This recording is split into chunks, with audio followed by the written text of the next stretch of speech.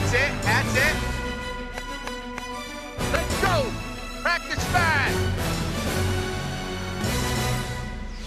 Welcome to Finsiders TV. Camp is over. Barry Butel alongside Jesse Egler. It's never over, is it? It just keeps going. Camp Dolphins is over. Yeah, training camp technically over. What that means is no more two-a-days, no more practices open to the public, and we as the media now have much more limited access to watching practice. That's all it means. The work continues for this team. They haven't made any major, cut downs yet, so a lot of time left to work for these players. But time, of course, is shrinking, as the coach likes to say. That first game, week one, not getting any closer.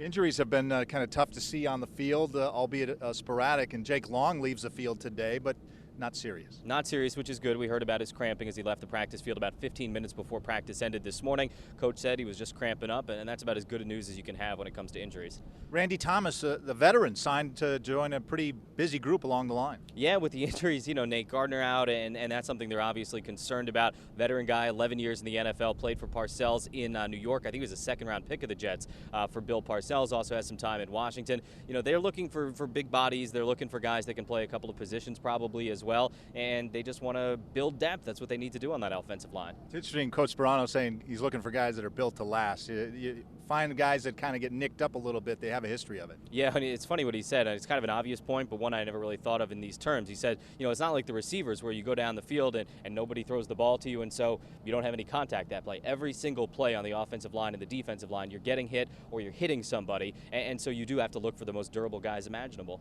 Finally, he said there's still opportunities. Guys like maybe Roberto Wallace, Marlon Moore, Nate Ness, they're on a bubble, as Coach Sperano said. Preseason game number 2 approaches, and there's still some roster spots. Yeah, there are, and this is the huge game for those guys. I mean, this is when they're going to get the bulk of their opportunities. Preseason game number 3, the starters, the first and second team guys are going to play a lot. Fourth preseason game, most of those decisions will have probably been made. So this Saturday at Jacksonville, huge for everybody on the bubble. He's Jesse Egler. I'm Barry Butel. You've been watching Finsiders TV.